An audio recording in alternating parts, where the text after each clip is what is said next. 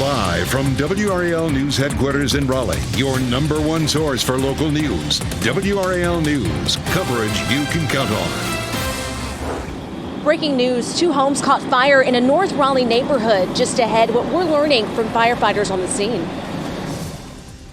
And it's another chilly start, but a very warm day ahead. As a matter of fact, we could see our first 80-degree days of the year this week.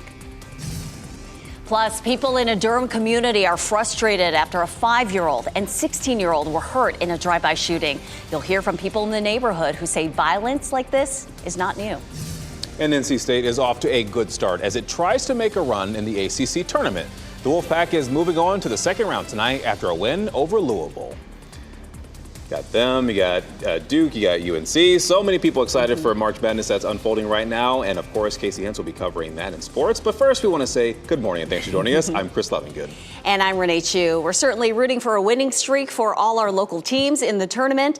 We've got a beautiful weather streak going on right now. Meteorologist Elizabeth Gardner with another day in the 70s. A great day to spend some time outside. It was such a pretty day. There were so many people running around my neighborhood yesterday. I'm sure there were a lot of people out enjoying the lawn at Fenton as well. 48 is our current temperature, and our wind continues to come out of the west-southwest, which will keep warming things up for us. Now, 48 degrees is a little bit on the cool side, but yesterday our temperatures were as much as 5 to 10 degrees cooler than this morning. Our skies are clear, so we have the top of the tower lit in blue to signify the clear skies. It is 36 in Roxborough and 39 in South Hill. Most of us are seeing temperatures in the 40s.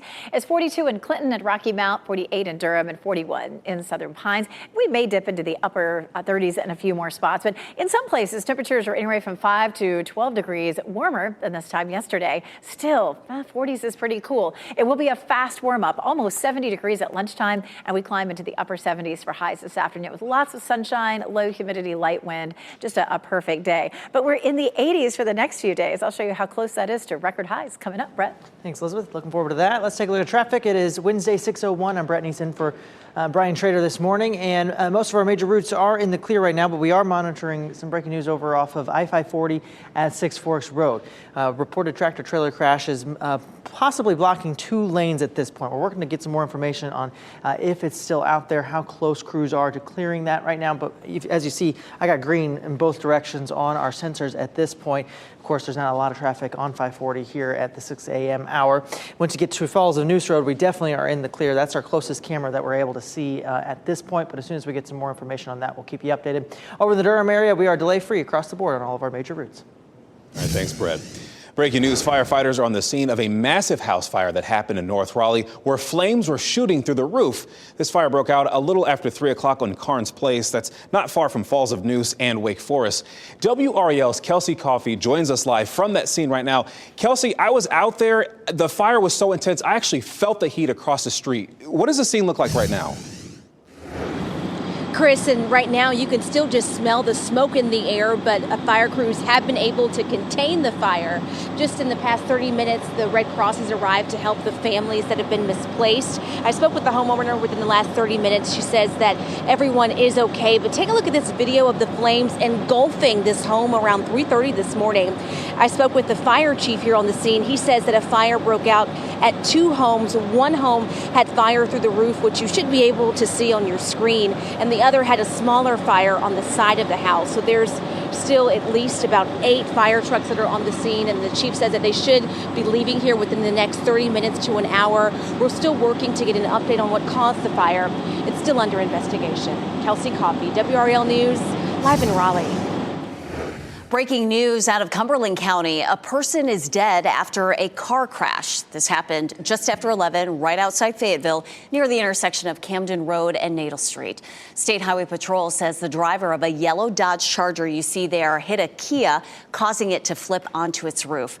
The driver of the Kia was killed. Troopers say the driver of the Charger was impaired and speed was a factor as well. This morning, a 5-year-old and 16-year-old are recovering after they were shot in Durham. Police are still looking for the persons they say who drove by and shot them. This happened just before 3 o'clock yesterday afternoon on Dearborn Drive. Police spent hours on the scene investigating. And WRAL's Monica Casey has been staying on top of this story. She joins us now from the Durham Police Department live. Monica, this is something that no parent would want to have happen. Yeah, Chris, such a sad situation. Durham police data as of last Saturday showed 3 people under the age of 18 had been shot in Durham so far this year. Now, with yesterday's shooting, we know that number is up to at least 5 juveniles shot in Durham in 2024. Now, that shooting yesterday afternoon happened at Oxford Manor. That's a Durham Housing Authority complex just north of downtown. The 5-year-old girl and 16-year-old boy had non-life-threatening injuries. People who live there tell us violence often happens in that neighborhood.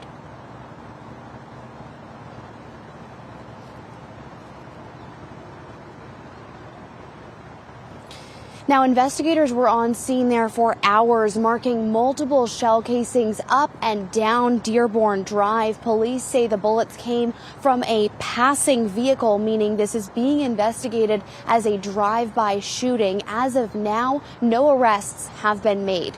In Durham, Monica Casey, WRAL News. Thank you, Monica. And kids are suffering because of gun violence in North Carolina, as that last story attested to. Our new WRAL documentary looks into why this is happening. WRAL investigative documentary reporter Kristen Severance produced and hosts the documentary Unsafe North Carolina Kids Dying from Gun Violence. You can watch our documentary Unsafe North Carolina Kids Dying from Gun Violence tonight at 7:30 on WRAL or at WRALdoc.com. This morning, Cary police are searching for 2 men who robbed a man at gunpoint and stole his truck. Police say a man was attacked while he was sitting in his truck and then dragged out and his truck was stolen. Officers say it happened at an apartment community on Green Landing Drive. Around 11 last night, police found the abandoned truck on West Fallon Drive in Cary. The man who was robbed is expected to be okay. A man and woman are in custody after police say they broke into an apartment and then led police on a high-speed chase. The apartments on Hillgrove Lane and Garner is where this happened. The chase began on White Oak Road. The suspects sped more than 100 miles per hour during the chase, and it ended when the two jumped from the vehicle and ran away on I-40. That was near the South Saunders Street exit in Raleigh. Police say that someone was assaulted during the break-in, and they also say the victims and the suspects all know each other. WRAL is working to learn the identities of the 2 people involved and the charges they'll face. Happening today, the woman suspected of animal cruelty after more than 200 dogs were rescued from a puppy mill in Chatham County is expected in court. Alicia Culberson faces 10 counts of animal cruelty. 214 dogs were rescued from deplorable conditions at a property on Bear Creek. Some of the dogs were already dead when investigators got to the scene. Deputies found animals suffering from starvation, dehydration, malnutrition, and other health concerns. We reported some of the dogs are in the care of the Chatham County Sheriff's Office. 85 others are ready for adoption from a rescue based in Nashville, Tennessee. Starting today, you can renew your driver's license and do other DMV business at the grocery store. New self-serve DMV kiosks will be available at 3 Harris Teeter stores in the state. That includes the one on Briar Creek in Raleigh, Highland Center on Rayford Road, and Fayetteville as well. This is video of similar kiosks already in place in California. Now, at those kiosks, you'll be able to renew your driver's license or your state ID, print temporary identification certificates, and more. You'll even be able to register to vote. More kiosks could be coming at other locations across the state. More passionate remarks in the Raleigh City Council meeting as dozens demand the city adopt a ceasefire resolution for Gaza. Some speakers during last night's meeting had to be reminded about their conduct. We want liberation from this council, from its mayor. We want liberation from your facade of peace. Raleigh will be free. Palestine will be free. And we will remember this in the election. Your time is up. If that's going to be the behavior tonight, we're going to end the meeting right now. Speakers expressed disappointment in the council, while others hurled insults. The council has not yet passed a ceasefire resolution. The next meeting is on March 19th. Now, coming up in 10 minutes, we'll hear from a local doctor who just spent 5 weeks in southern Gaza helping those wounded in the war. Today, we'll learn how the state is dealing with respiratory illnesses. The North Carolina Department of Health and Human Services will release new data on COVID, flu, and RSV cases in the state. Last week marked 6 weeks in a row of declines in these cases. As of last week, the state has seen 281 flu-related deaths this season. It increased by 15 from the week before. Today, NC State looks to keep its season alive in the second round of the ACC tournament. They'll tip off with Syracuse at 7 tonight at Capital One Arena in Washington, D.C. NC State accomplished what it needed to on Tuesday. The Wolfpack heated up after a sluggish start and beat Louisville 94-85. Notre Dame and Boston College also advanced with wins yesterday. WRAL's Casey Hintz is in D.C. for the ACC tournament. She'll have an in-depth breakdown of NC State's game in our next half hour. Coming up, a 13-year-old injured in a Gaza airstrike getting medical care in South Carolina. How he was able to get the help he needs and see the warm welcome he received. And Chris, this is new video of a University of Missouri student who hasn't been seen since last Friday while on a spring break trip. Well, coming up, what we know about 22-year-old Riley Strain's last night in Nashville, Tennessee, before he disappeared. Elizabeth, this weather we're experiencing is going to make me feel like I'm back home in the Virgin Islands. It's so beautiful. Low humidity, lots of sunshine. And yesterday we hit temperatures in the mid-70s. Looking at upper 70s today and 80s Thursday and Friday. But we'll wrap up Friday with a chance of a storm. I'll show you the timeline coming up. As you get into your car, tune to WRAL News Plus on your radio. In Raleigh on 99.3 FM. In Durham, 96.5 FM. And everywhere on 101.5 HD3.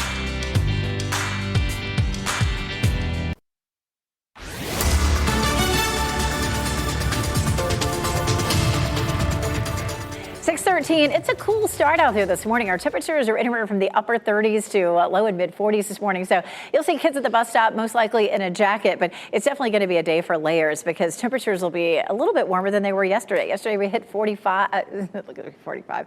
Yesterday we hit 75. Today looking at 78 degrees and just beautiful with all that sunshine and low humidity. We will see another couple of very warm days hitting 80 degrees most likely for Thursday and Friday. And those will be the first 80-degree days that we will have seen this year. If you're out walking the dog this morning, it's cool to start with, but we'll see a fast warm up by lunchtime. Our temperatures will be up near 70 degrees. We still have the potential for a few isolated showers or storms on Friday. I'll walk you through what we're expecting coming up.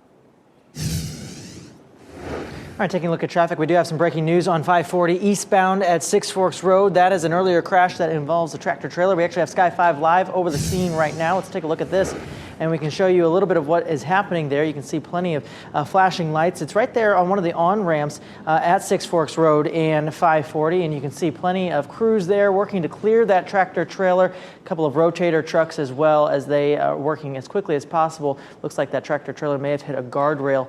We're working to find out if any other cars were involved, if any injuries were involved on that particular crash, and we'll let you know as soon as that clears and if that's going to impact the rest of the traffic commute this morning. But right now, I'm not seeing any big delays on the sensors because of that crash, but we'll continue to monitor it and keep you updated. Another crash to tell you about is a serious one off of Old Falls of Noose Road near Durham Road. Seeing a little bit of red on the sensors on that one. I'll keep an eye on it as well. Renee.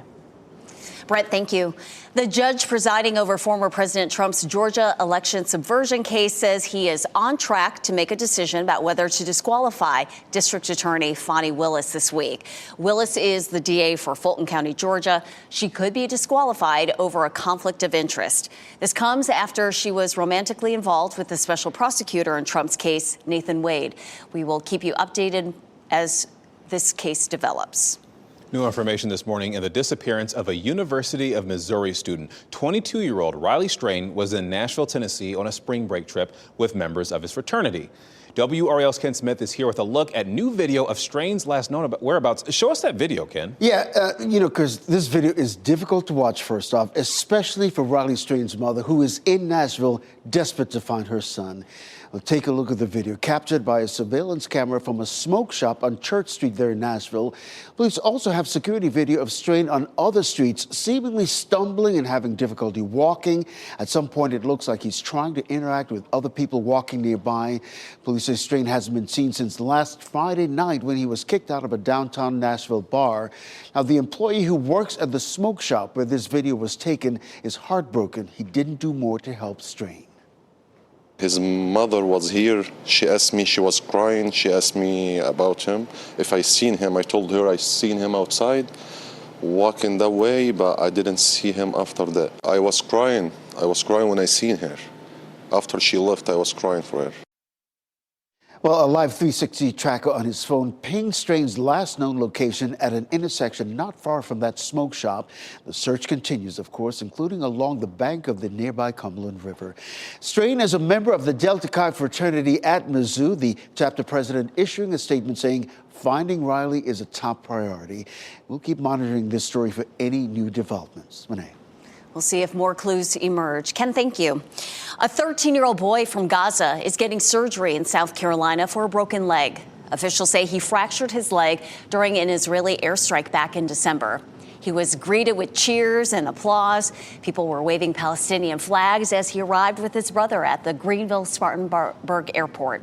His treatment is being paid for by the Palestinian Children's Relief Fund. It's a U.S.-based organization that provides medical aid to children without access to care. The PGA Tour's Players Championships will be live here on WRAL this weekend. You can watch golf's best play Saturday at 2 and Sunday at 1. This morning on Today, NBC's Mike Tirico and pro golfer Justin Thomas are live from the TPC Sawgrass Course in Florida. Today airs at 7 right here on WRAL. And tell you what, if you wanted to practice your golf swing at all, today is probably the day to get out and do it. Meteorologist Elizabeth Gardner getting you a start of your day. I don't know if you're going to hit the links. What's the best time to go outside, Elizabeth? Right now? No, just kidding. Anytime today. Our temperatures are on the cool side this morning, but gosh, we're going to climb into the upper 70s for highs this afternoon. We take a live look at Goldsboro, where it is clear this morning. Apex, too. Typically, this time of day, there are already people out running, walking, enjoying downtown Apex. Fayetteville, our newsroom there on Hay Street, and then Chapel Hill's courtesy of Top of the Hill Restaurant. Let's jump on in and talk about what is headed our way for the weekend. We've been talking about that for the last couple of days. Two systems that we're watching closely. One of those is going to be developing here over the Rockies, but it really hasn't started to can't really see much of it just yet. The cold front will develop and slide eastward and move across our area during the evening on Friday. But our conditions are looking drier and drier. We still have the potential for an isolated shower or thunderstorm. The timing would be late afternoon into the evening. But we're trending drier, and at this point, it doesn't look like we would have severe storms out of this. Let's jump on into Friday, and we'll start the day with some sunshine, just like we are today. But as we get into the afternoon, we'll start to see some cloud cover, a few isolated showers. This is 5 o'clock during the evening commute, and you can see that rain is not widespread, just a shower or two, maybe an isolated thunderstorm, and then it's over by around 9 o'clock or so. Saturday is looking nice. We'll see mostly sunny to partly cloudy skies. There's 5 o'clock on Saturday, so we may start with a few clouds but end up with sunshine for Saturday afternoon.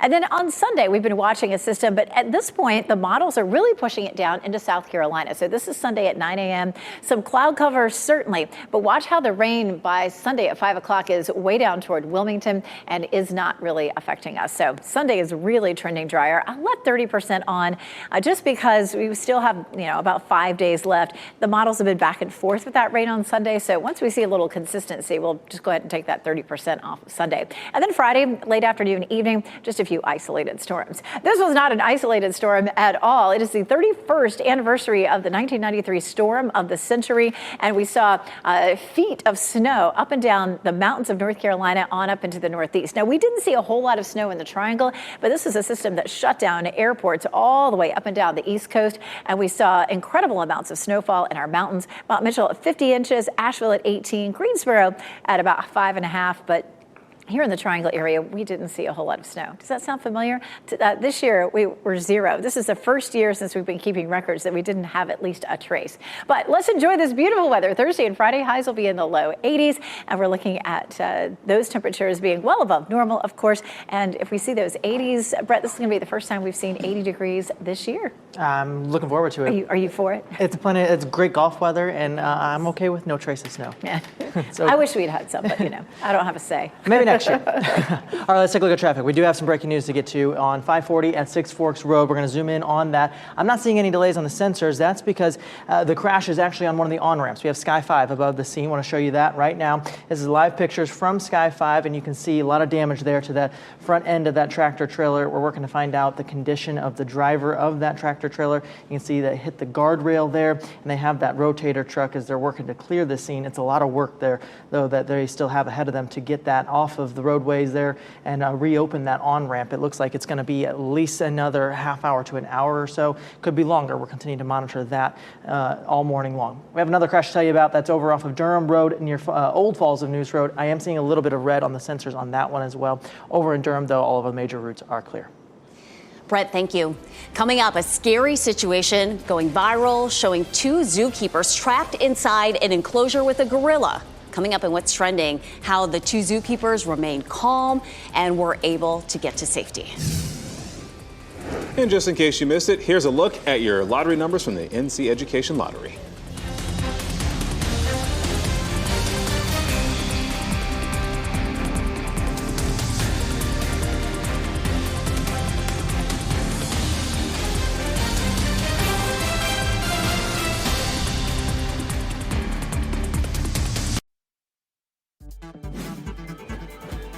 This What's Trending report, sponsored by Rug & Home. A scary encounter with a silverback gorilla is going viral on social media. Yeah, time to take a look at what's trending. You can see right here in the video a gorilla named Elmo charged at one zookeeper. That's when the zookeeper is seen running before, reaching for a door, and then using his radio to call for help. The second zookeeper on the right side of the video was unable to escape until Elmo moved away from the exit. Elmo later ran into the corner, and the second zookeeper got to safety. But goodness gracious, seeing that video, what do you even do in that moment but run? This was at the Fort Worth Zoo in Texas, and it actually happened last fall, but for whatever reason, the video is now making the rounds. The zookeeper was trying to place the lunch in the outdoor habitat, and protocol is the gorillas are moved to the indoor habitat so they could, then get the food, but there was some kind of mix-up, and for some reason, the gorillas were still outside when they were putting the lunch out there. So that's how that whole encounter, I'm glad everyone made it out safely. Well, Neve Campbell is returning to the Scream franchise to reprise her role as Sidney Prescott in Scream 7. She made the announcement on Instagram showing a picture of the script. The script also revealed that Kevin Williamson, the original film's writer, will direct the sequel. Can I be honest? I've never seen any of the Scream movies. Oh, I watched the early Screams. The first Scream came out in 1996, y'all. Like Courtney Cox is in them, right? I think Elizabeth's giving me a side eye like I'm supposed to know. I've never seen them myself. 7. And we also heard that perhaps some sources say that it may be filmed in Wilmington. Maybe, but wouldn't surprise me if it was. Elizabeth. No, I've never seen any of them either. I don't know. It is going to be a lovely day. The kids at the bus stop this morning are definitely going to want their jackets to start with temperatures in the mid-40s, but after school temperatures will be in the upper 70s. I think the parks will be full of people. You'll see people out enjoying the weather. We do have some showers and storms on the way for the beginning of the weekend. I'll show you that coming up. And WRAL is on the scene of what was a house fire in North Raleigh. You can clearly see investigators still there. WRAL's Kelsey Coffey is still present on the scene and will tell us a little bit more about her talk with the homeowner. And this is a live look at the U.S. Capitol, where today House leaders will vote on a bill that could ban TikTok nationwide. We'll explain how the bill could hurt millions of businesses.